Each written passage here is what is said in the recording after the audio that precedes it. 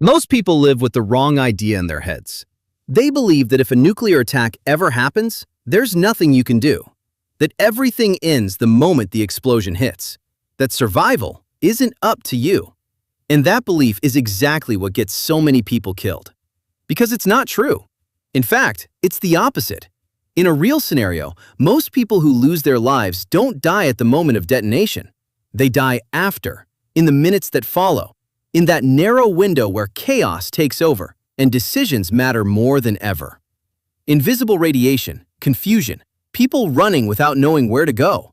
Small mistakes with massive consequences. And the most dangerous part is that almost no one knows this.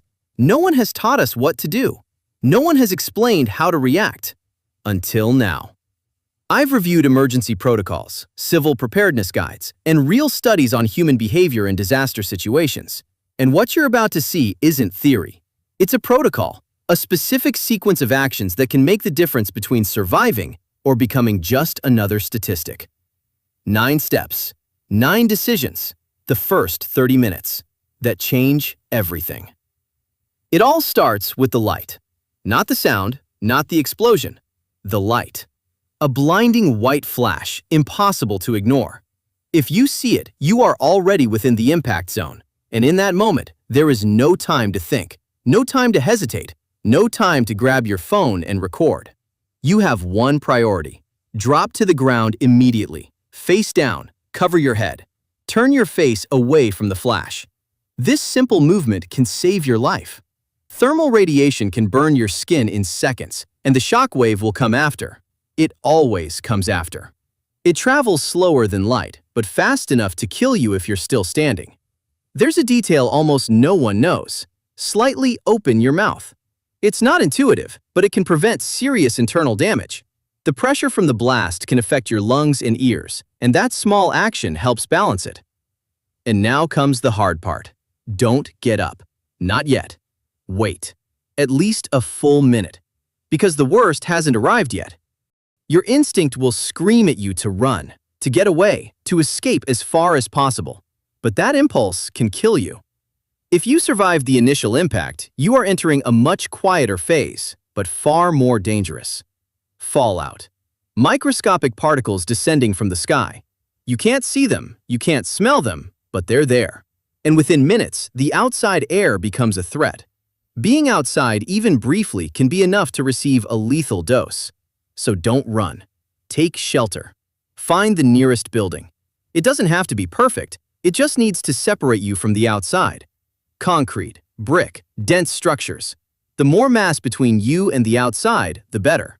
And once inside, don't stay near doors or windows. Move to the center, or better yet, go down.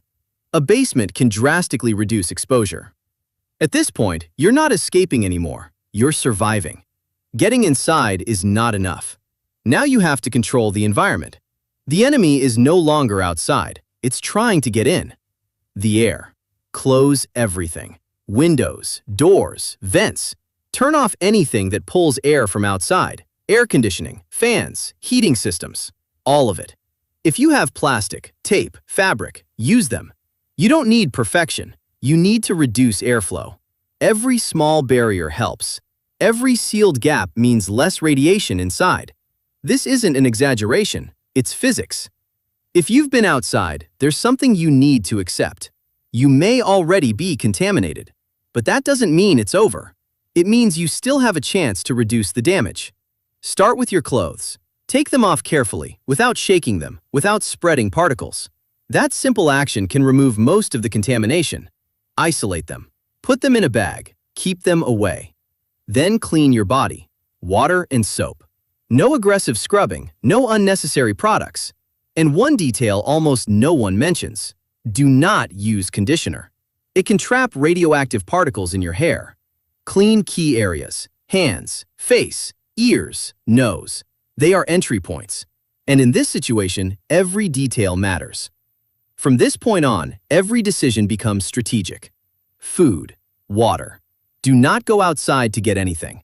Everything out there may be contaminated. Your priority is what you already have inside. Sealed containers, bottles, cans. And there's something you should do immediately. Fill every container you have with tap water. Now, not later. Because the system may fail or become contaminated, and when that happens, it will be too late. In a crisis, information can save you or kill you. Social media fills with rumors. People panic. Bad decisions spread. Don't trust the first thing you see. Don't follow the crowd. You need reliable, official information. A radio can be more valuable than your phone because when everything fails, analog still works. And there's one key rule. Don't move without knowing. Leaving without information is unnecessary exposure. You may have heard about potassium iodide, and you probably think it's a solution. It's not. It only protects a very specific part of your body. It's not a shield. It does not replace shelter. It does not replace your decisions.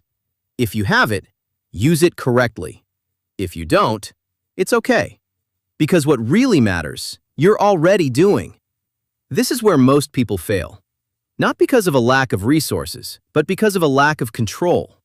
Fear spreads fast, faster than information. And in a group, one person panicking can trigger disastrous decisions. So organize, assign roles, create structure, give each person a function. When the mind has a purpose, fear loses power. And finally, understand this. Time is on your side. Radiation is not constant. It decreases quickly. The first hours are the most dangerous, but also the most decisive. If you can stay sheltered during the first day, your chances change completely.